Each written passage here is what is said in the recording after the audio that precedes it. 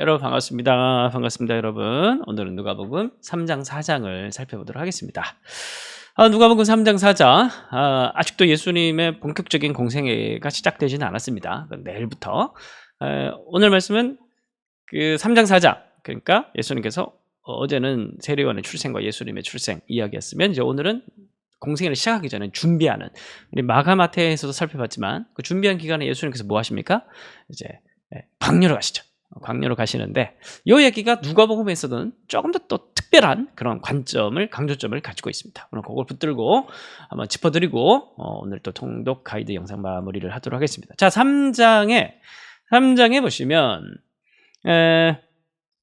빈들이 나옵니다. 빈들. 3장 2절을 보시면 안나스 가야바가 대제사장으로 있을 때 하나님의 말씀이 빈들에서 사가랴의 아들 요한에게 임한지라. 먼저 카메라가 비추는 장면이 어디냐면은 빈들이에요. 근데 이 빈들이라는 요 단어 자체가, 헬라 단어 자체가 단순하게 이제 광야만을 가리키는 단어라기보다 고독한, 그리고 외로운, 고립된, 황폐한, 이런 의미도 좀 가지고 있습니다. 그러니까 문자적으로 광야라는 의미도 있지만, 그리고 영적으로 한적한, 이런 말로도 번역이 되거든요. 굉장히 고립된 이제 그런 외로운 장소를 얘기를 하는 겁니다. 그러니까 예수님께서 본격적으로 공생애를 시작하기 전에 단순히 이제 예수님께서 우리 죄를 위해서 오셨고, 그리고 우리를 위해서 고통을 받으셨죠. 그러니까 그것뿐만이 아니라 예수님께서는 우리 인생에 목마름, 굶주림, 고통, 슬픔, 외로움, 인간으로서 살아가는 데 있어서의 고독, 괴로움, 이런 것들을 예수님께서 다 견디신 분이라는 것을 사실 강조를 하고 있는 그런 장면인 겁니다. 우리 인생이라는 게 어떻습니까? 우리가 뭐 아무리 돈이 많으나 돈이 적으나, 뭐 돈이 많다고 아프지 않는 거 아니죠.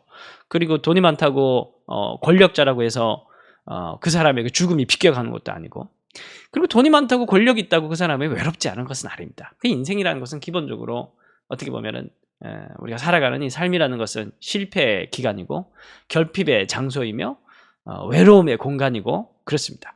예수님께서 그걸 이제 다 견디시고 승리하신 거예요. 중요한 건 뭐냐면, 이 묘사하고 있는 빈들이라는 이 단어 자체가 가지고 있는 역사적인 맥락입니다. 3장 1절부터 해서 3절까지 해서 보면은 광야에 세례요한에게 말씀이 임했는데, 빈들에 임했는데, 이 맥락들이 1절에서 2절까지 맥락들이 전부 다 역사적인 배경을 얘기를 하는 건데, 티베리우스 황제 통치 15년, 빌라도가 유대 총독이었고, 헤롯 빌립 루사니아가 팔레스타인의 지역을 세 군데로 나눠서 통치하고 다스리고 있었고, 그리고 대제사장이 안나스와 가야바였더라. 이게 오늘 우리가 봤을 때는 뭐 그런가 보다 이렇게 넘어갈 수 있는데, 그때 당시 시대 사람들이 이걸 봤을 때는 계속 인상 찌푸릴 만한 그런 역사적인 맥락이었어요. 그러니까 최악의 시대였던 겁니다. 대제사장도 원래 한 명이어야 되는데, 이게 사위와 장인어른이 나눠 먹고, 이게 최악의 시간이었다는 겁니다. 그리고 빌라도가 유대 총독, 그러니까 이제 로마의 지배 아래 있었던 것이죠. 분봉과 헤롯 일가는 완전 정말 최악의 그런 왕가였고, 유대를 다스렸던 이스라엘의 민중들의 입장에서 봤을 때는 정말 빈들의 상황, 정말 외롭고 고독하고 슬프고 힘들고 호소할 데도 없는 그런 최악의 빈들의 상황이 바로 그때 세례요한에게 말씀이 임했고, 예수님께서 이 시간을 통과하시면서 이 시대 가운데 이제 메시아 사역을 하셨다, 이제 그렇게 얘기를 하고 있는 거예요. 자, 근데 진짜 최악은 뭐냐면, 이러한 시대 가운데 진짜 남아있는 하나님의 백성들은 정말 하나님의 백성 살아가야 될 거 아닙니까? 그런데 3장 7절 보면, 요한이 세례를 받으러 나오는 무리에게 이르되, 독사의 자식들아, 누가 너에게 일러 장차올 진노를 피하라고 하느냐. 회개에 합당한 열매를 맺고 속으로 아브라함이 우리 조상이라고 말하지 말라. 그러니까 우리는 아브라함 조상이다, 우리는 선택된 선민이다, 막 그러면서 이 유대인들이 그때 당시에 우리는 이제 세례를 받으면서 정결 의식을 하면서 메시아를 기다렸던 그런 시대인데, 이 하나님의 백성들은 독사의 자식들이라. 세례요한이 봤을 때, 예수님의 길을 준비하는 세례요한 입장에서 봤을 때, 이러한 유대인들은, 그때 당시 유대인들은 독사의 자식들이라는 거예요. 앞으로 보게 될 거지만 잎사귀만 요란한 그런 나무들, 열매는 하나도 없는 그런 자들이 누구냐면 이 당시에 선민이라고 불렸던 유대인들의 모습이었다, 이렇게 얘기를 하고 있는 겁니다. 이제 근데 최악 중에 최악인 거예요. 시대적 상황도 최악이고, 그 시대를 살아가고 있는 대안이 되어야 될 하나님의 백성도 최악이고, 이제 그런 상황. 그래서 3장 9에서 쭉 내려가 보면 무리가 이렇게 묻습니다. 우리가 무엇을 하리까? 3장 10절. 3장 12절에도 보면은 선생이여 우리는 무엇을 하리까? 14절 군인들도 물어 이르되 우리는 무엇을 하리까? 우리 무엇을 하리까? 무엇을 하리까? 무엇을 하리까? 세 번 계속 반복하는. 그래서 결국 이 이야기는 뭐냐면 우리가 장차 오실 예수님을 이 본문 안에서 장차 오실 예수님을 위해서 우리가 메시아에 합당한 백성이 되기 위해서 우리는 무엇을 준비해야 되겠습니까? 하나님 다 역사하시는 거 아니냐. 물론 하나님 역사하시지만 우리 입장에서 해야 될 게 있어요. 그게 뭐냐면은 성령을 강조합니다. 그래서 3장 16절에 보면은 그는 성령과 불로 너에게 세례를 베푸실 것이다. 4장 1절 보면은 예수께서 성령의 충만함을 입어 광야에서 40일 동안 성령에게 이끌리시며 마귀에게 시험을 받으시는 이야기가 나옵니다. 성령을 강조하고 있어요. 그리고 이제 여러분들 아시겠지만 누가복음 다음에 사도행전으로 넘어갈 때 오순절 성령 사건이 일어나고 막 그러지 않습니까? 이제 누가는 기본적으로 성령을 되게 강조하면 성령의 사역들을 그게 꼭 예수님께서 승천하시고 난 이후에 오순절 이후에 성령의 역사가 일어났다라기보다는 누가의 입장에서 봤을 때는 예수님께서 오신 사건도 성령의 사건, 예수님의 사역도 성령의 사건, 다 성령께서 교회 이후에 역사하신 게 아니라 예수님의 전체의 일생의 과정에서도 성령께서 계속 역사하셨다는 거예요. 그래서 정말 중요한 건 뭐냐면 이 종말의 시대를 기다리는 사람의 그 마음의 중요한 자세와 준비와 특징은 뭐냐면 성령을 사모하고 기다려야 된다. 그걸 얘기를 하고 있는 겁니다.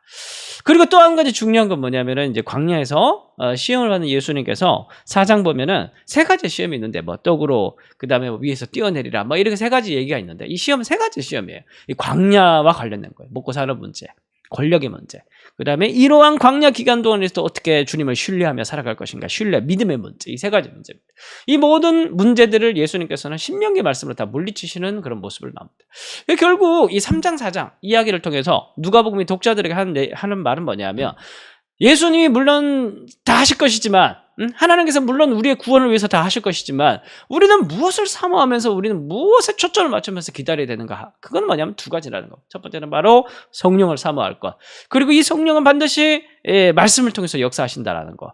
그래서 누가복음 4장 18절, 19절 이 말씀으로 오늘 마무리를 하고자 하는데 이거는 이제 예수님께서 공생의 사역을 시작하시면서 가버나움 회당에서 가장 첫 번째 인용하셨던 구약의 이사야 말씀입니다. 그 말씀은 뭐냐면은 주의 성령이 내게 임하셨으니 이는 가난한 자에게 복음을 전하고 기름을 부으사 포로된 자에게 자유를 눈먼 자에게 다시 보게 하며 눌린 자에게 자유를 주의 은혜의 해를 전파하게 하라 하심이라. 근데 이러한 자유, 이러한 안식, 이러한 참된 구원은 무엇이 우리에게 임했을 때? 성령이 내게 임했을 때. 그래서 우리가 예수님을 사모하고 기다린다는 거, 우리가 주의 구원을 사모하며 기다린다는 것은 뭐냐면 성령 충만을 간구하는 것이고 성령의 역사를 사모하는 것입니다. 그리고 그것은 하나님의 말씀을 통해서 우리에게 임한다라는 거, 말씀과 성령, 영과 진리 이 두 가지를 우리가 예수의 사역과 예수님을 기다리는 자의 태도와 관련해서 잘 이해하고 오늘 사모할 수 있는 그런 통독의 시간이 되었으면 좋겠습니다. 자, 기도하겠습니다.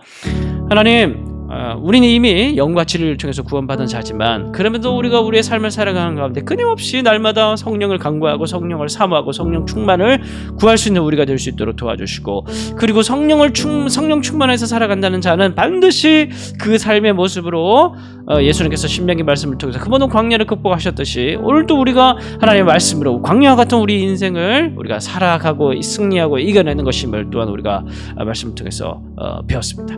우리 안에 늘 영과 진리로 충만하게 하게 하여 주옵소서. 우리가 정말 성령과 말씀으로 늘 충만하여서 우리의 광야와 같은 삶을 이겨낼 수 있는 예수의 사람으로 살아갈 수 있는 우리가 될 수 있도록 도와주옵소서. 예수님의 이름으로 기도합니다. 아멘.